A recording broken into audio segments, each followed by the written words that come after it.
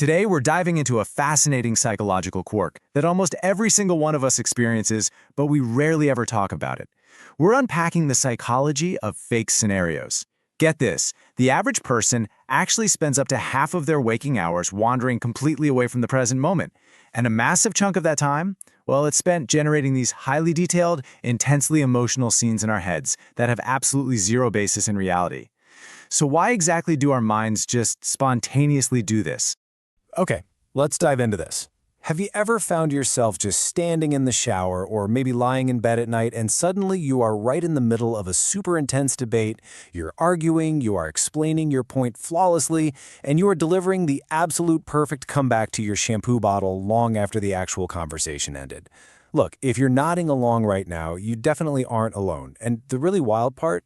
While literally none of this is real, your body honestly doesn't know the difference. Your heart rate spikes, your adrenaline is pumping, and you feel genuine anger or anxiety or relief over a conversation that is existing entirely inside your own head.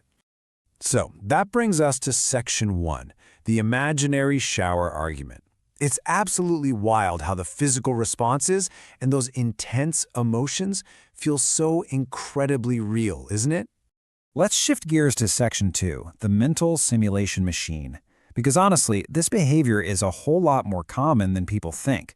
And it's not just random, idle imagination. It's actually your brain automatically trying to solve something much deeper by rewiring situations. So if you catch yourself doing this, don't worry, you aren't just zoning out. Your brain is essentially trying to solve a complex puzzle. Psychologists actually call this mental simulation.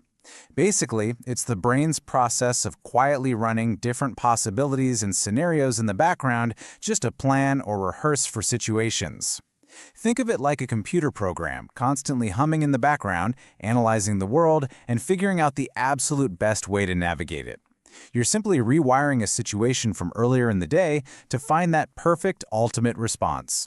Your mind is, in essence, the ultimate rehearsal space. Mental simulation is this incredible evolutionary planning tool, which is exactly why humans are so incredibly adept at strategizing before we ever take action. And we see this used intentionally all the time, right? Athletes actively visualize their performance in super vivid detail right before a big competition. Public speakers will imagine delivering their entire speech, literally feeling the crowd's energy, before they ever step onto the stage. It's just a highly effective way to prepare both the mind and the body. Let's move to and see how this builds in Section 3, 3 types of fake scenarios.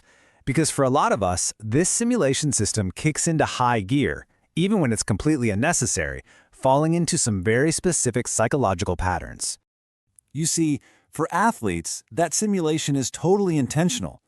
But for the rest of us, this system just randomly fires up based on what we're desperately trying to resolve emotionally. There are 3 main patterns we usually fall into: argument scenarios, future success scenarios, and worst-case scenarios. Take a quick second right now and try to self-identify. Which mental loop do you naturally gravitate toward? Because recognizing which bucket your mind leans into is the very first step to understanding what your brain is quietly processing in the background. All right, let's break these down. First up, the argument scenario. This is exactly what happens when you're imagining explaining or defending a point. Why do we do it? Usually because we're secretly wishing a past conversation had just gone differently. Next is future success. This is where you picture yourself achieving something huge, getting recognition, or finally proving yourself. We do this to seek motivation, though to be honest, it can super easily just become a mental escape. And finally, the worst-case scenario. Here the mind goes totally rogue, imagining negative outcomes or failure.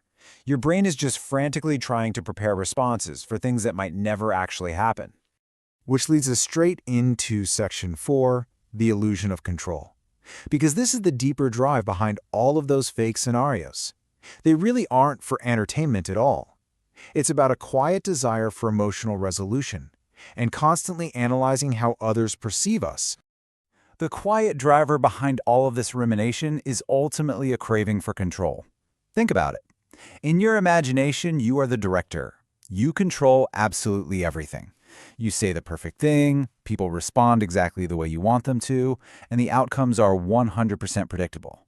But real life? Wow, real life is unpredictable. It is full of messy interactions and genuine unscripted responses. We get stuck in these mental loops not because we want to totally avoid reality, but because the imaginary version offers this incredibly safe environment where things actually make perfect sense. So, how do we break out? Section 5. Escaping the mental loop. Let's look at the fascinating psychological shift between imagination versus action. Here is the absolute game changer we need to understand. Imagination itself is not the problem. Not at all. In fact, it is literally one of the human brain's most powerful tools for planning and creating. So if you do this often, hear me clearly, nothing is wrong with you. Your brain is just highly active in processing different possibilities.